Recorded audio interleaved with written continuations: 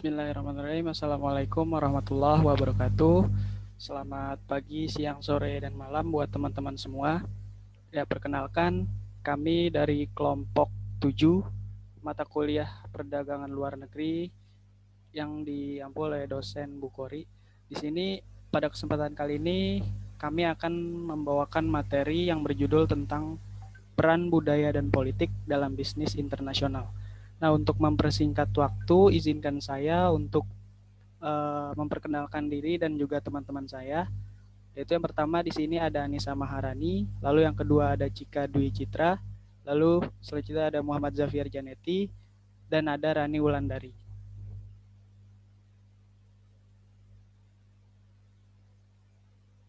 Lalu akan dilanjutkan oleh teman saya. Oke, pada kali ini kita akan membahas tentang budaya dan komponen-komponen sosial kultural. Sehubungan dengan beragamnya budaya, sebuah perusahaan harus mempelajari budaya asing sebelum berkecimpung dalam bisnis internasional. Keputusan yang buruk dapat saja dihasilkan dari penilaian yang tidak tepat mengenai selera, kebiasaan, dan adat istiadat suatu negara. Dengan mengetahui dan menyadari budaya yang beragam, maka perlu misalnya perusahaan menyesuaikan produknya dengan budaya setempat. Kita bisa ambil contoh, McDonald menjual burger sayuran sebagai pengganti burger sapi di India. Produsen bir menjual bir tanpa alkohol di Saudi Arabia, di mana alkohol tidak diizinkan. Next. Nah, kita akan membahas tentang unsur-unsur kebudayaan. Pertama ada struktur sosial. Struktur sosial adalah seluruh kerangka yang menentukan peran individu dalam masyarakat, stratifikasi masyarakat, dan mobilitas individu dalam masyarakat. Struktur sosial memainkan peran dalam banyak keputusan bisnis, termasuk pemilihan produk, metode periklanan, dan biaya melakukan bisnis di suatu negara. Selanjutnya, bahasa. Biasanya, perusahaan memiliki penerjemah sendiri yang dapat dipercaya dari dalam perusahaan agar tidak terjadi penipuan pada saat bahasa diterjemahkan. Berkata tidak merupakan kesulitan budaya lainnya yang dihadapi para pelaku bisnis internasional. Bahwa kata-kata mungkin memiliki makna yang berbeda bagi orang yang memiliki latar belakang budaya yang berbeda. Dan kata tidak sangatlah dianggap tidak sopan atau tidak pantas diucapkan pada budaya Jepang. Tetapi bagi budaya Barat, khususnya Eropa, berkata tidak merupakan penegasan yang harus diucapkan ketika menyatakan ketidaksetujuan bagaimanapun kondisi yang dihadapi saat itu. Next. Selanjutnya ada komunikasi dan agama. Yang pertama kita komunikasi, pemberian hadiah dan keramah tamahan merupakan alat komunikasi yang penting dalam budaya bisnis. Misalnya saja di negara Jepang, para pebisnis tersebut wajib memberikan hadiah bagi para rekan bisnisnya. Karena apabila tidak hal tersebut dilakukan, merupakan hinaan bagi pebisnis Jepang karena dianggap tidak menghargai budaya Jepang itu sendiri. Agama juga mempengaruhi jenis-jenis produk yang boleh dibeli konsumen dan juga pola-pola musim konsumsi. Dampak agama terhadap bisnis internasional di setiap negara berbeda-beda, bergantung pada sistem hukum negara tersebut, homogenitas keyakinan agamanya, dan toleransi terhadap pandangan-pandangan agama lain. Dan negara-negara yang dicirikan keragaman agamanya mungkin menawarkan tantangan yang lebih besar. Next. Selanjutnya ada nilai dan sikap. Nilai adalah prinsip dan standar yang diterima oleh anggota, sedangkan sikap merupakan tindakan, perasaan, dan pemikiran yang dihasilkan dari nilai-nilai tersebut. Waktu merupakan sikap yang sangat berbeda dari budaya satu ke budaya lainnya, dan penetapan waktu dalam pebisnis biasanya ialah tepat waktu atau kita bisa kenal dengan on time. Karena bagi mereka, waktu sangatlah penting dalam menjalankan bisnisnya. Namun bagi beberapa negara, sikap on time tidak diperlukan, bahkan wajar untuk memulai suatu pertemuan bila menunggu ataupun sekedar mengobrol antar anggota yang ada sambil menunggu anggota yang lainnya hadir dan melengkapi pertemuan tersebut. Next. Selanjutnya kita akan membahas komponen-komponen sosial kultural. Next. Estetika di sini terkait dari seni, drama, musik, dan cerita rakyat. Contohnya Feng Shui di Asia sering dipercaya bahwa jika bangunan, furnitur, jalan, dan objek buatan manusia lainnya ditempatkan secara harmonis dengan alam, maka objek-objek tersebut dapat membawa keuntungan.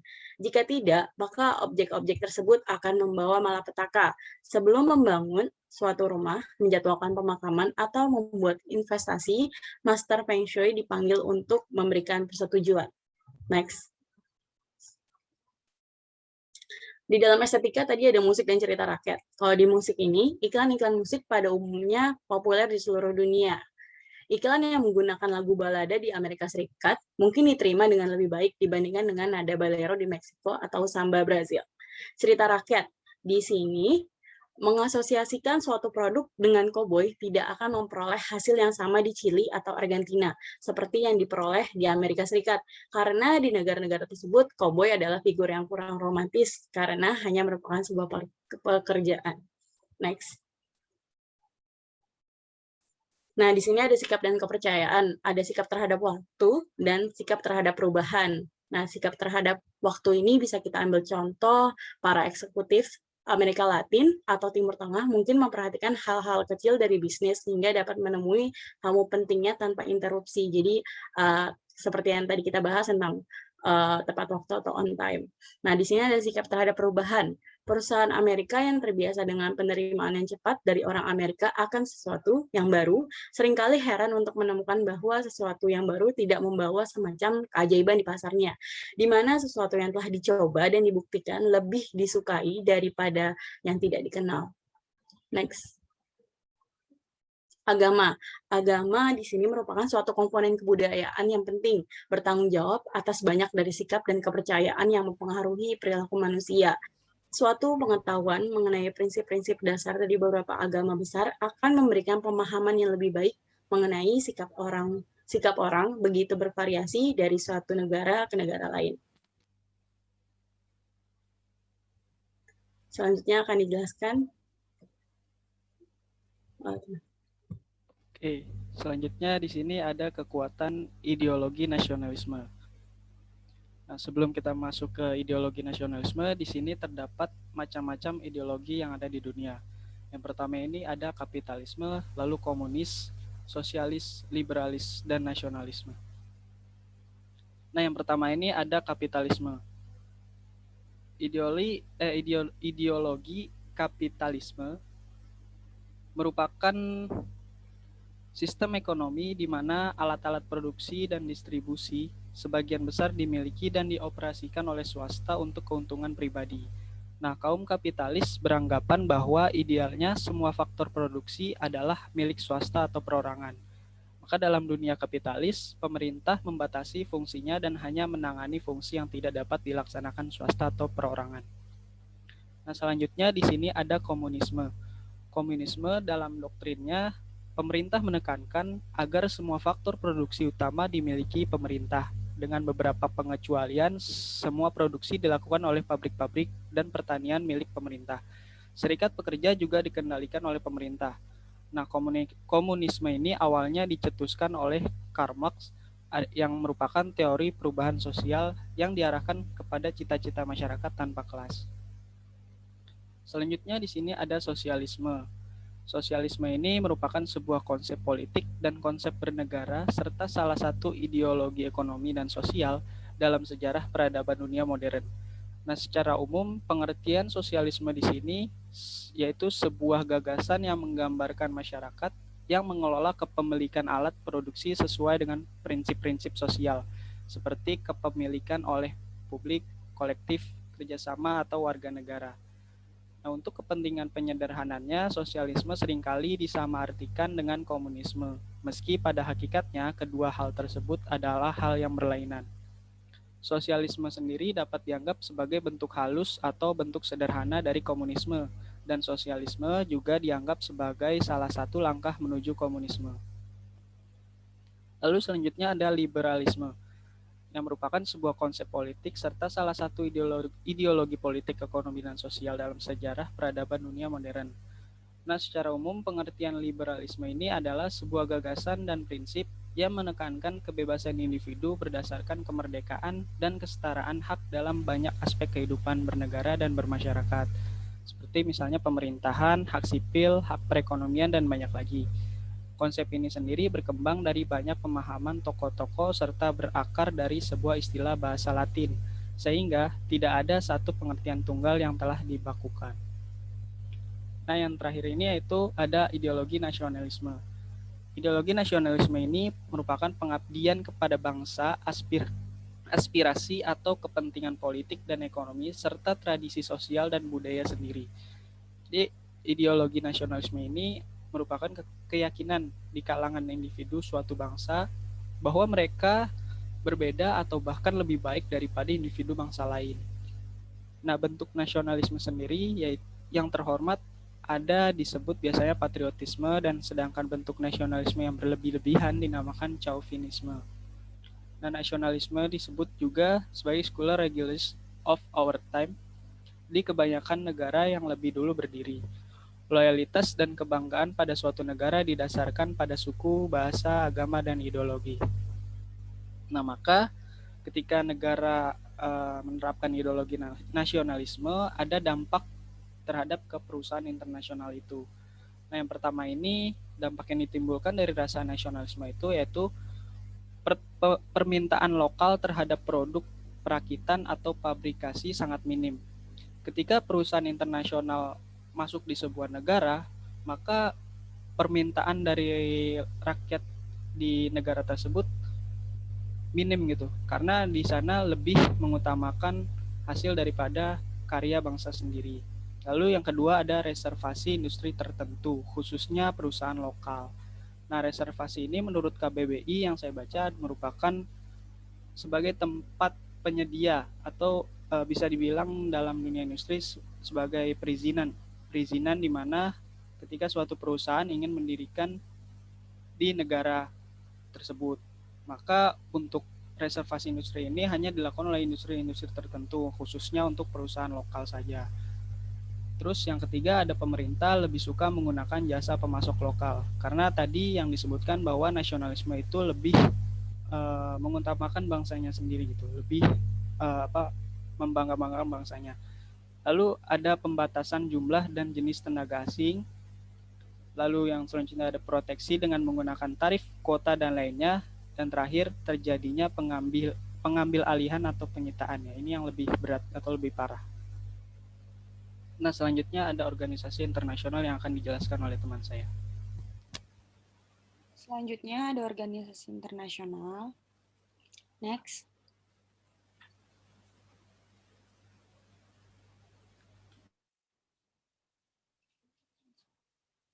Organisasi internasional adalah seni menciptakan dan mengatur organisasi umum dan regional yang terdiri dari negara-negara merdeka untuk memfasilitasi kerjasama dan maksud serta tujuan yang sama. Itu pendapat Quixie Ward. Organisasi internasional dapat didefinisikan sesuai dengan Komisi Hukum Internasional sebagai organisasi yang didirikan oleh perjanjian atau instrumen lain yang diatur oleh hukum internasional dan memiliki kepribadian hukum internasional itu sendiri. Organisasi internasional ini lahir karena kebutuhan akan kerjasama seiring dengan perkembangan sosial, ketergantungan dengan yang lain semakin meningkat. Hal ini berlaku dalam masyarakat domestik dan juga masyarakat internasional. Organisasi internasional memiliki peran sebagai wadah untuk menggalang kerjasama dan mencegah internasional konflik sesama anggota. Selain itu, organisasi internasional merupakan sarana perundingan pengambilan keputusan yang disepakati bersama dan saling menguntungkan pihak yang terlibat. Selain itu juga, organisasi internasional ini berperan sebagai lembaga pendiri dalam melaksanakan kegiatan seperti kegiatan sosial, kemanusiaan, dan bantuan pelestarian lingkungan. Next.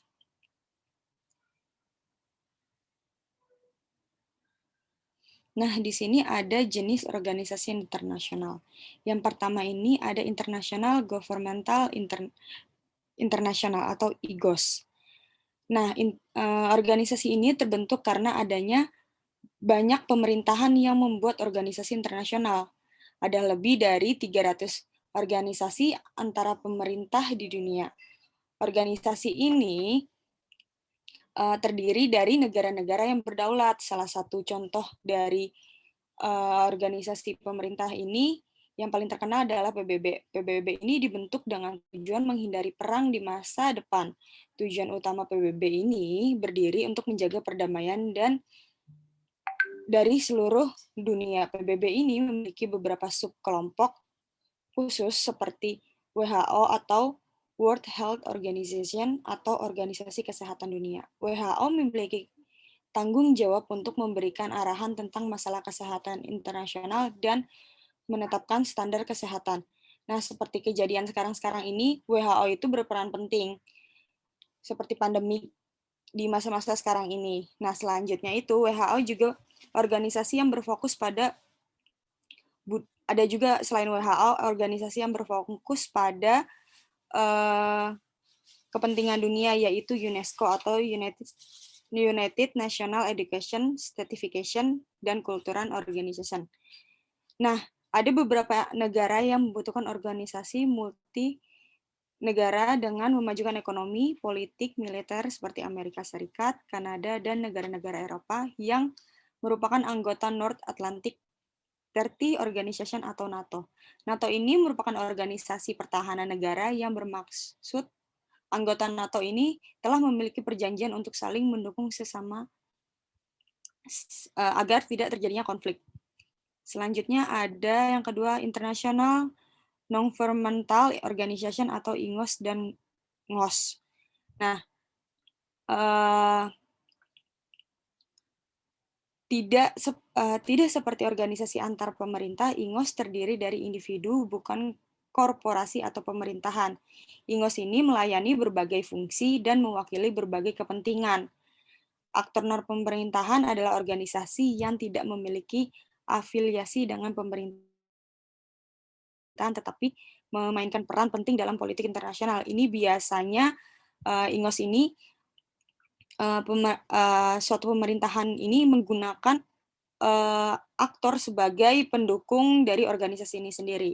Nah, selanjutnya ada korporasi multinasional, beberapa grup internasional yang ada mencari keuntungan. Contohnya, misalnya ada perusahaan Toyota membuat mobil terbesar di dunia. Toyota sendiri adalah perusahaan multinasional. Toyota memiliki kantor pusat di Jepang dan telah memiliki pabrik di seluruh dunia, termasuk Cina, Amerika, dan Afrika Selatan. Toyota menjual dan memproduksi mobil di berbagai negara. Perusahaan multinasional seperti Toyota ini harus mempertimbangkan budaya dan tradisi lokal ketika ia ingin mendirikan pabrik itu di suatu negara. Perusahaan multinasional ini adalah, contoh lainnya itu Coca-Cola yang berbasis di Atlanta. Selain ini juga ada perusahaan berlian di Beers yang berbasis di Afrika Selatan dan Adidas yang berbasis di Jerman. Jadi, korporasi multinasional ini penyesuaian perusahaan untuk berdiri di suatu negara yang mereka tempati. Selanjutnya yang terakhir adalah organisasi non-profit. Organisasi non-profit ini merupakan organisasi yang tidak mencari keuntungan materi. Lembaga non-profit biasanya memiliki fokus dan minat yang sama seperti lingkungan, membantu kemanusiaan, bahkan hiburan. Salah satu contoh organisasi non-profit ini adalah National Geographic Society. National Geographic Society ini dibentuk pada tahun 1888 dan berbasis di Washington DC. National Geographic Society ini adalah salah satu lembaga ilmiah pendidik terbesar di dunia. Organisasi ini berfokus pada eksplorasi geografi, arkeologi, dan ilmu pengetahuan. Organisasi internasional lainnya yang memiliki minat sama, yang berspesifikasi seperti contohnya itu International Olympic Committee atau organisasi non-profit internasional yang berbasis di Swiss. International Olympic Committee ini mengatur dalam olimpiade, olahraga, dan atlet di seluruh dunia. Organisasi non-profit lainnya yang terkenal adalah The Red Cross atau Palang Merah. The Red Cross bertugas untuk memberikan bantuan kepada daerah-daerah yang mengalami kesulitan. The Red Cross adalah organisasi yang berdiri di Swiss. Selanjutnya,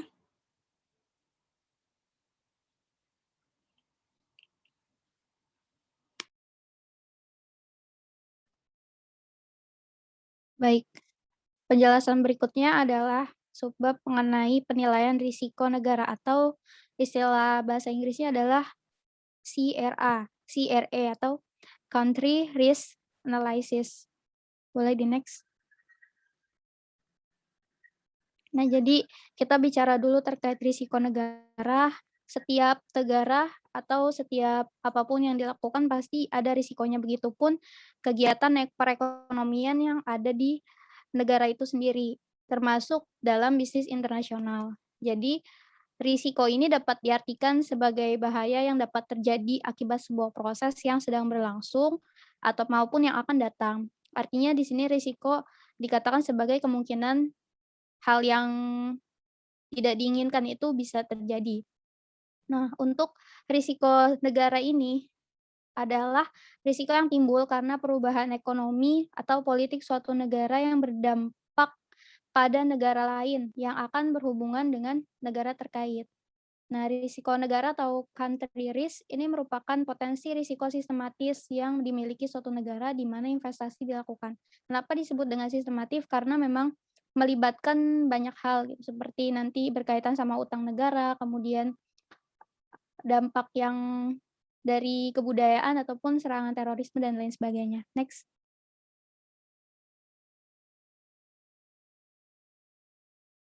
Nah, bicara penilaian risiko. Penilaian risiko fungsi utamanya adalah untuk mengantisipasi kemungkinan penolakan utang, default atau penundaan dalam pembayaran oleh sovereign borrowers. Jadi kalau sovereign borrowing itu adalah utang negara, tapi kalau borrowers berarti adalah negara yang memberikan negara yang memiliki utang, artinya negaranya itu sendiri. Dan penilaian risiko negara mengevaluasi juga ekonomi, keuangan, dan serta interaksi mereka, maksudnya interaksi negara ini dalam menentukan risiko terkait dengan negara tertentu. Oke, next. Nah, ini ada beberapa peristiwa internasional yang mungkin terjadi sebagai yang dianggap sebagai risiko negara, yaitu yang pertama ada serangan teroris, yang kedua ada pemogokan tenaga kerja secara besar-besaran, yang ketiga akibat krisis politik, yang keempat terkait kekhawatiran tentang sistem perbankan dari suatu negara, dan yang kelima pengenaan pembatasan perdagangan atas impor. Next. Nah, risiko politik. Tadi kan kita sudah bahas pengertian risiko itu apa, kemudian penilaian risiko itu apa. Nah, di sini ada beberapa risiko yang memang krusial dan ini dianggap sebagai risiko yang sangat berkaitan erat dengan negara, yaitu politik. Ada risiko politik. Jadi secara umum, risiko politik ini termasuk dalam risiko non-bisnis yang diperkenalkan oleh kekuatan politik. Gitu. Nah, risiko politik ini muncul dari peristiwa seperti perang, kemudian konflik internal dan eksternal dari suatu negara, kemudian sengketa dari teritorial, revolusi yang menyebabkan perubahan pemerintahan, serangan teroris, faktor sosial atau kerusuhan, kemudian ada distribusi pendapatan yang tidak merata, ada bentrokan agama, dan lain sebagainya. Intinya di sini bukan hal yang bersifat bisnis, tapi termasuk hal yang non-bisnis, tapi non-bisnis ini bisa mempengaruhi kegiatan bisnis internasional yang sedang dijalankan oleh suatu negara. Nah, dalam istilah praktisnya, risiko politik ini berkaitan terhadap kemungkinan bahwa pemerintah dapat mengenakan valuta asing dan modal kontrol, pajak tambahan, dan pembekuan aset atas pengambilan alih. Next. Nah, di sini dalam penilaian risiko politik terdapat 12 variabel yang dihitung. Yang pertama ada stabilitas pemerintahan, kemudian yang kedua kondisi sosial ekonomi, yang ketiga profil investasi, yang keempat konflik internal, yang kelima konflik eksternal, kemudian korupsi dari suatu negara itu besar kecilnya gitu ya. Kemudian yang ketujuh politik militer, yang kedelapan politik agama, penegakan hukum, konflik etnis juga karena kita hari ini belajar tentang kebudayaan ya tadi, pengaruh dari budaya terhadap bisnis internasional, jadi etnis ini termasuk. Kemudian yang ke-12 ada akuntabilitas demokrasi, Dan yang ke-12 adalah kualitas birokrasi. Artinya dari ke-12 ini itu bisa dilihat resikonya gitu. Apakah yang berpeluang besar menimbulkan resiko paling besar korupsi ataupun terorisme ataupun politik agama. Intinya semua hal ini bisa mempengaruhi suatu kegiatan bisnis yang terjadi secara internasional. Next. Nah, berikutnya risiko yang sama seperti politik yaitu cukup krusial dianggap oleh suatu negara itu adalah risiko keuangan. Risiko keuangan memperlihatkan kemampuan suatu negara dalam mengelola keuangan pemerintahan dan kemampuan dalam membayar kewajiban-kewajiban atau utang perdagangan negara. Next. Nah, kalau tadi risiko politik dinilai dan dihitung berdasarkan 12 variabel, kalau risiko keuangan ini dihitung berdasarkan 5 variabel. Yang pertama adalah persentase utang luar negeri terhadap PDB. Kemudian yang kedua ada debt service ratio atau rasio utang terhadap pendapatan. Dan yang ketiga, presentasi current account terhadap ekspor. Current account itu neraca transaksi. Jadi presentasi dari neraca transaksinya terhadap kegiatan ekspor. Kemudian yang keempat itu ada import cover ataupun bisa dibilang penutup untuk import ya, cover. Jadi untuk melindungi dari impor entah itu dikenakan pajak atau dan lain sebagainya. Kemudian yang kelima, ini stabilitas nilai tukar. Next berikutnya. Nah, yang risiko yang cukup krusial juga itu yang ketiga yaitu risiko ekonomi. Nah, risiko ini memperlihatkan penilaian terhadap kekuatan dan kelemahan ekonomi suatu negara. Risiko ini dihitung berdasarkan 5 variabel sama seperti risiko keuangan tadi. Yang pertama adalah PDB per kapita, yang kedua pertumbuhan PDB real per tahun, yang ketiga laju inflasi per tahun, yang keempat presentasi budget balance. Budget balance ini adalah keseimbangan anggaran terhadap PDB. Kemudian yang kelima adalah presentasi current account atau neraca transaksi ya. Tadi sudah. Nah, ini current account terhadap PDB. Next, berikutnya terkait indikator. Nah, ini ada beberapa indikator country risk. Jadi ciri dari risiko negara yang tinggi adalah sebagai berikut. Yang pertama, tingkat defisit pemerintahan tinggi. Yang kedua, jumlah uang beredar yang cukup banyak. Pembelanjaan pemerintah tinggi yang memicu rendahnya penerimaan. Kemudian berikutnya pengaturan harga, pajak pendapatan, pembatasan perdagangan. Kemudian juga ada tingkat pajak yang tinggi, kepemilikan perusahaan oleh pemerintah, dan ketidakadaan institusi pemerintah yang mendasar. Next.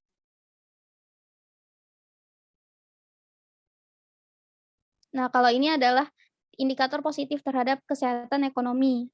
Jadi dilihat dari 5 faktor. Yang pertama, struktur insentif yang sesuai dengan risiko yang dihadapi. Kemudian yang kedua, struktur legal yang mendorong perkembangan pasar. Terus ada regulasi yang minimal, kemudian ekonomi terbuka, dan yang terakhir kebijakan ekonomi makro yang stabil. Next. Saya kembalikan ke Xavier. Iya, terima kasih ya. Itu tadi merupakan pemaparan daripada materi yang dipaparkan oleh kelompok 7. Kurang lebihnya mohon maaf jika ada yang ingin ditanyakan, silakan di list saja pertanyaan nanti ya. Saya tutup. Wassalamualaikum warahmatullahi wabarakatuh.